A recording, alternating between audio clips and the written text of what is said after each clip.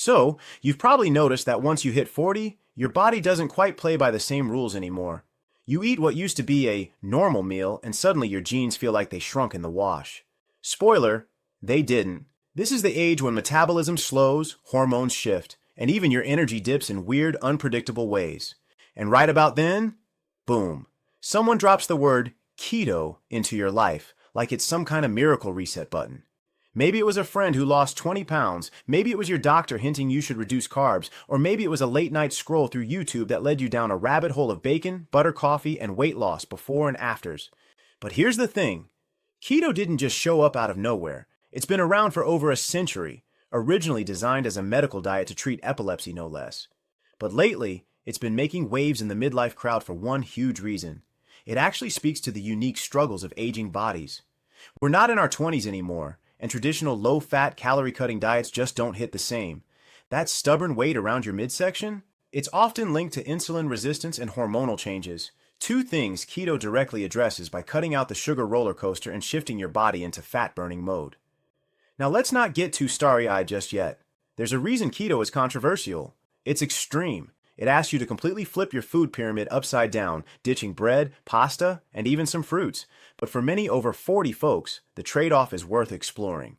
You're not just looking for a bikini body anymore, though, hey, no judgment if you are. You're looking for sustainable energy, fewer crashes, better mental clarity, and maybe, just maybe, fewer meds down the road. Part of keto's appeal after 40 is the desire for control. You want to feel like you're steering the ship again, not just reacting to your body's chaos.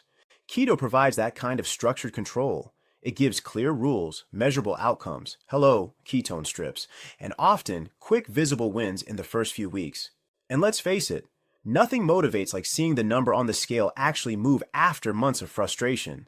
There's also the hormone factor. Around midlife, both men and women face shifting hormones, lower testosterone, fluctuating estrogen, rising cortisol.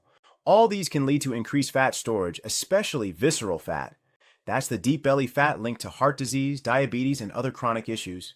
And studies have shown that lowering insulin levels through carb restriction can positively influence those hormones, helping you feel more balanced and less bloated.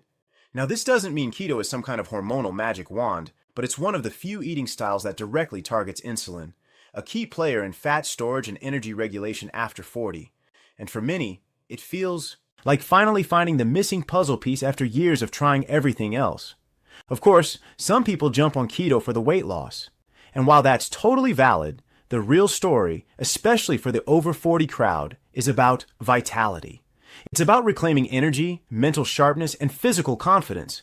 You're not trying to rewind the clock. You're trying to optimize the years ahead. That's a whole different game. And keto, with its unique way of shifting fuel sources and regulating hunger hormones, might just be one of the tools that helps. Still, let's not pretend it's all bacon and butter. Keto comes with its own risks and realities, especially when you're not 25 anymore. That's why in the next section we'll take a look under the hood and talk about what's really happening inside your body when you go keto. Alright, now that you know why keto gets so much love after 40, let's pull back the curtain and really see what's happening inside your body when you make this shift. Because keto isn't just about swapping toast for bacon, it's a full-on metabolic transformation. And once you're past 40, your body doesn't just shrug and adapt like it used to.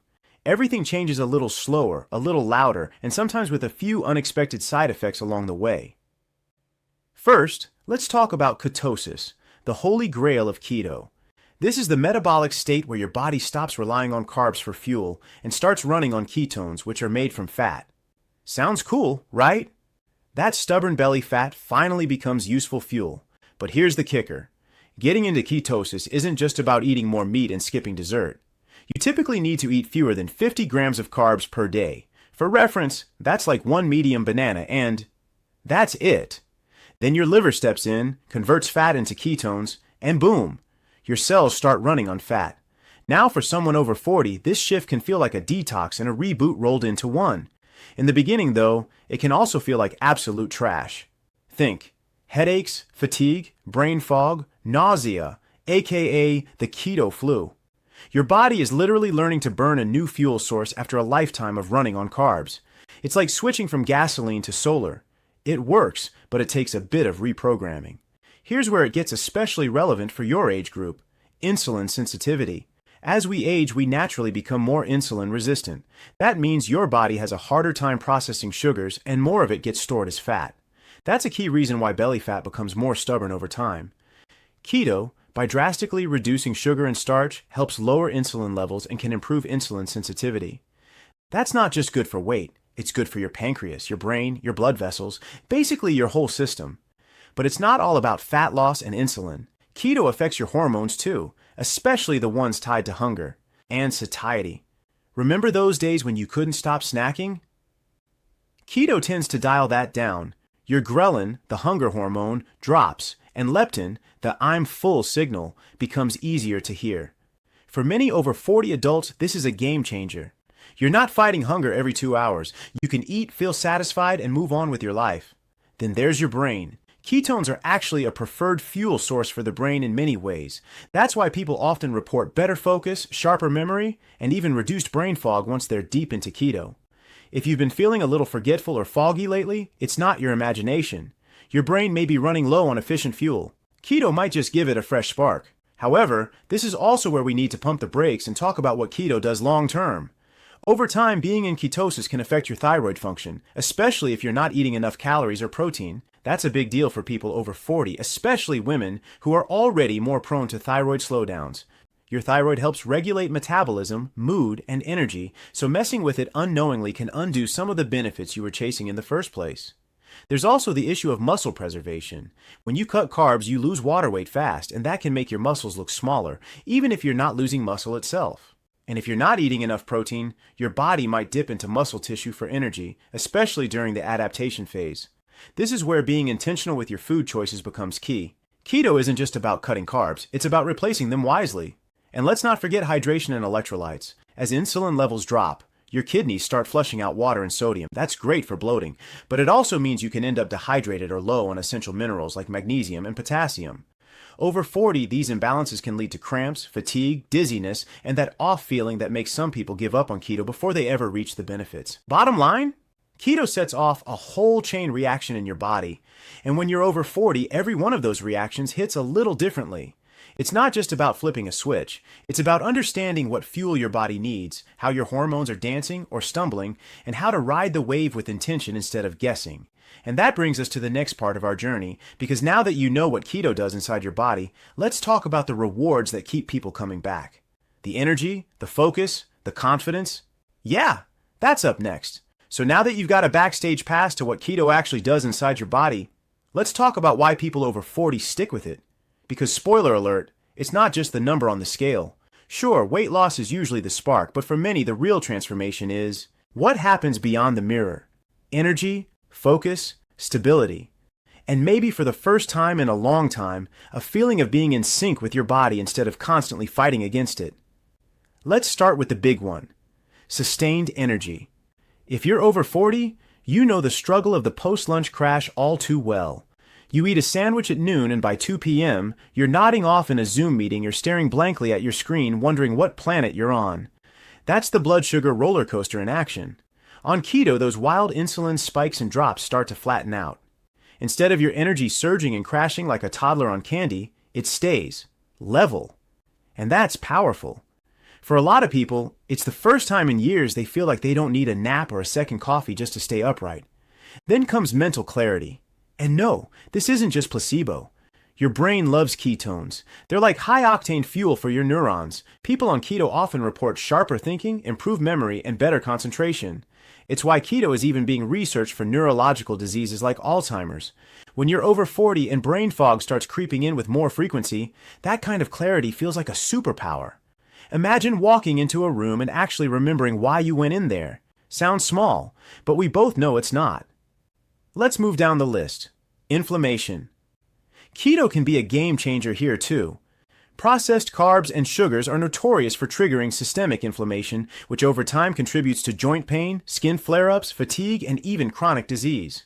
When you remove those triggers and start fueling your body with anti-inflammatory fats like avocado, olive oil, nuts, and fatty fish, you're basically putting out the internal fire.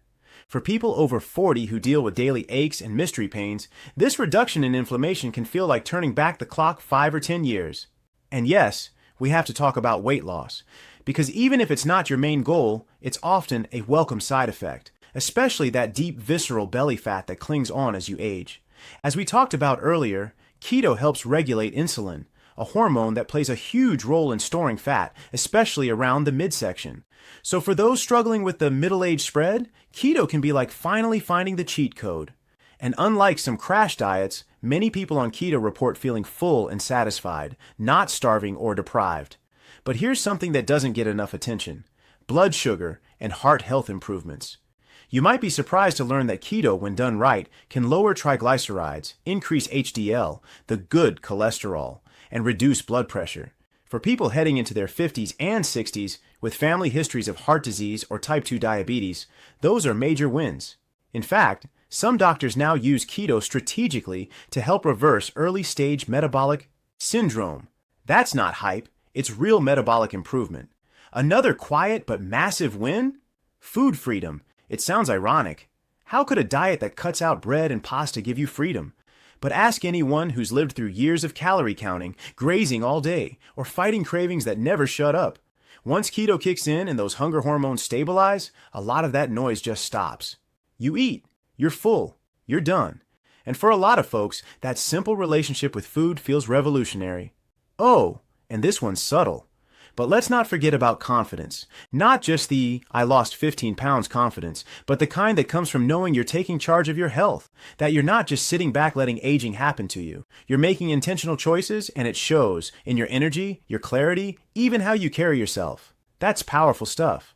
Now, to be clear, keto isn't a silver bullet. Not everyone feels amazing on it, and not everyone should be on it long term. But for people over 40 who've tried everything else and still feel stuck, the benefits of keto can be a breath of fresh air. It's not about eating bacon every day. It's about healing from the inside out. But let's stay real. Just because something has benefits doesn't mean it's all upside. There's a whole other side to this story, and too often it gets buried under hype and hashtags. In the next section, we're diving into the stuff that doesn't make it into the glossy before and after photos. The risks, the roadblocks, the reality checks. So now that we've talked about the glow-up side of keto, the better energy, the brain boost, the flatter belly, it's time we pull out the flashlight and shine it into the corners that don't get as much attention. Because keto after 40? It's not all grass-fed butter and effortless weight loss. There are real risks, real challenges, and plenty of, wait, no one told me this, moments that deserve just as much airtime as the benefits. Let's start with something you probably will feel if you go keto cold turkey: the keto flu. Yep, it's real, and it hits hard. Headaches, fatigue, irritability, dizziness, nausea. It's like a hangover mixed with jet lag. Why? Because your body is switching fuel sources, and it doesn't go quietly. It's used to carbs, and when you yank them out of the picture, your body's like, "Excuse me? What is happening?" Add in the fact that you're flushing water and electrolytes like crazy in those first few days, and you've got a recipe for misery, unless you're prepared. And that leads right into the next big challenge: electrolyte imbalance. When insulin levels drop, your kidneys start releasing sodium, potassium, and magnesium like they're on clearance. This sounds good for bloating, but if you don't intentionally replenish those minerals, it can cause muscle cramps, heart palpitations, insomnia, and even anxiety. Over 40, your body's less forgiving with these imbalances. You're not bouncing back from dehydration the way you did in your 20s. You need to be on it with your hydration and mineral intake. Think salt, leafy greens, avocado, magnesium supplements. Let's talk mood swings. Yes, keto can mess with your emotional balance, especially in the beginning. Your brain loves glucose, and when it's suddenly not getting any, it can react like a toddler who's had their favorite toy taken away. Combine that with fatigue and hunger, and you may find yourself snapping at your partner or crying at car commercials. Eventually, ketones stabilize mood for many people. But during the transition, it can be rocky. And if you already struggle with anxiety or depression, this roller coaster needs to be monitored carefully. Now here's something that especially matters after 40. Hormones. Keto can influence sex hormones, thyroid hormones, and even cortisol, your stress hormone. In some cases, these shifts are beneficial, like improving testosterone in men or reducing estrogen dominance in women. But in others, it can cause problems. For example, long-term keto can lead to thyroid slowdowns if you're not eating enough calories or carbs. That's particularly risky for women, who are already more prone to hypothyroidism in midlife. Symptoms like hair thinning, dry skin, or fatigue might be signs that keto isn't working with your hormones, but against them. Also, let's not sugarcoat this, pun intended. Keto is restrictive. Socially, emotionally, logistically. You can't just grab takeout without reading the fine print. You're constantly explaining to people why you're skipping the bread basket. Birthday parties become a game of food Tetris. And while some folks thrive on strict structure, others burn out fast. Over 40, life is already complicated enough. Kids, careers, caregiving.